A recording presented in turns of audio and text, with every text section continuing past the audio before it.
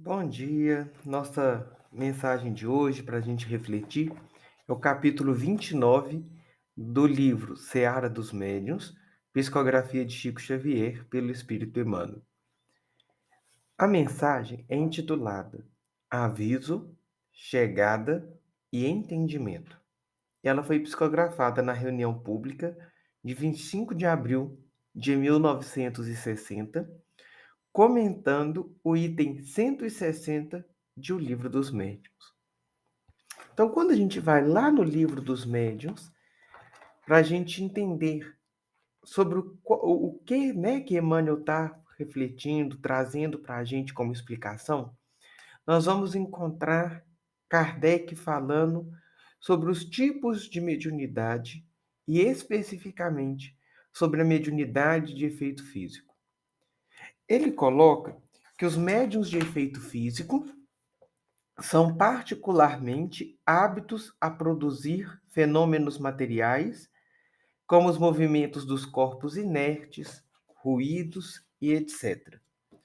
Podem dividir-se em médiuns facultativos e médiuns involuntários.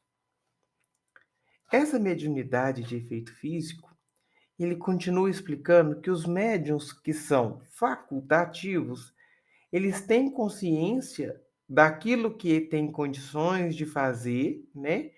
E os médiuns involuntários não conseguem ter essa consciência e nem controle da faculdade mediúnica.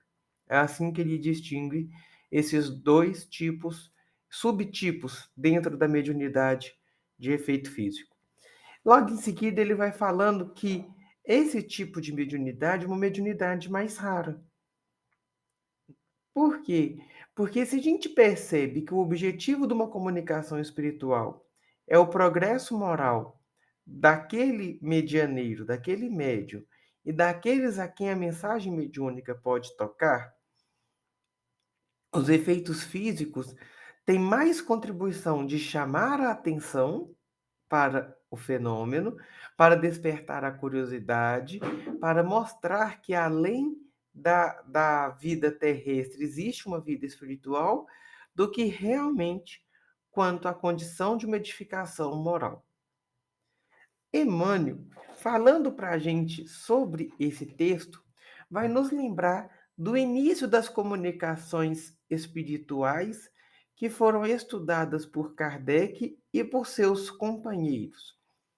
Ele vai falar das irmãs Fox, muito estudada dentro do Espiritismo, que são duas irmãs ainda crianças, jovens ali, e que comunicam com os espíritos dentro de sua casa a partir das pancadas que os espíritos produzem dentro de casa, no assoalho, na parede, nos móveis. E ali eles estabelecem um código para que fosse possível tratar pequenas mensagens.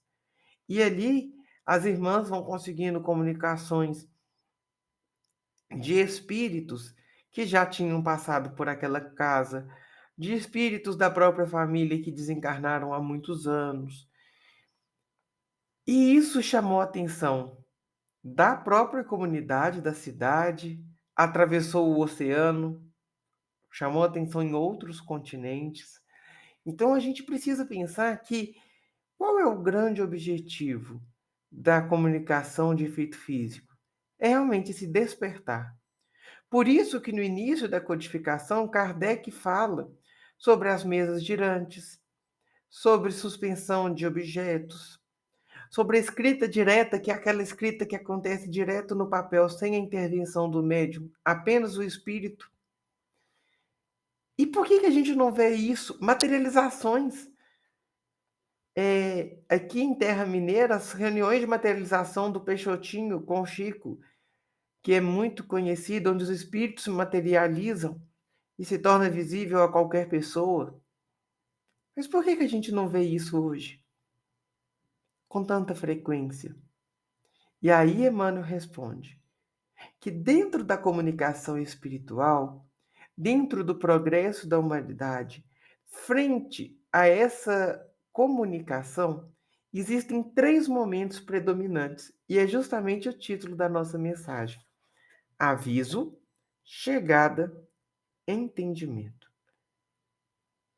Para Emmanuel, o aviso é aquele primeiro despertar. Quando nós somos avisados de alguma coisa, nós estamos sendo colocados de frente a uma nova informação. Então, quando nós não sabemos de algo, alguém nos avisa. Então, alguém nos avisa que o café está pronto para a gente poder ir tomar. E quanto à espiritualidade? Os espíritos nos avisam que eles estão vivos, mesmo depois que os seus corpos perecem, nos mostrando que a realidade espiritual é a realidade em essência. Então, esse primeiro momento é um momento que nos desperta muita curiosidade.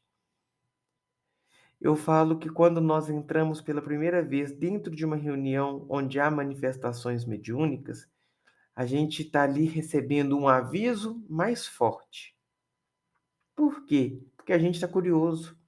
A gente quer saber o que está acontecendo, o que vai acontecer, como que dá uma comunicação, como que dá o esclarecimento ao espírito sofredor.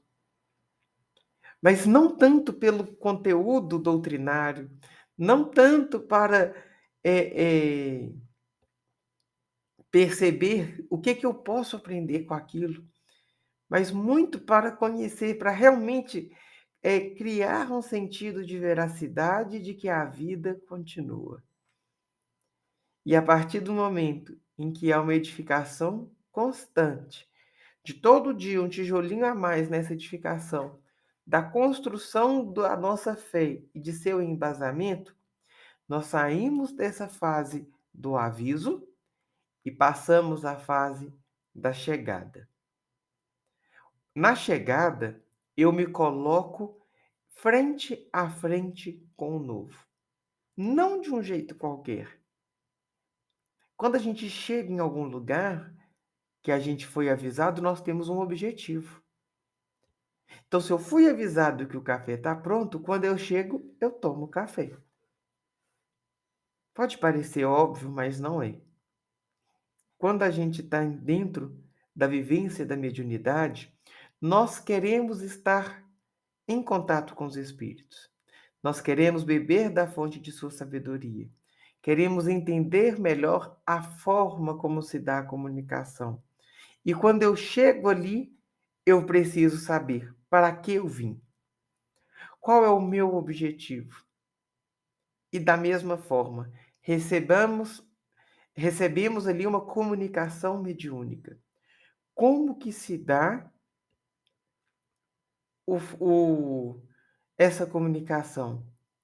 Qual é o crivo moral que tende a penetrar aquela mensagem e que pode servir de conclusão geral? Qual que é o embasamento doutrinário daquela mensagem? Isso é a chegada. A chegada, ela é entusiasta. A chegada é se colocar em batalha, em luta, em discernimento, para que o objetivo primeiro seja alcançado.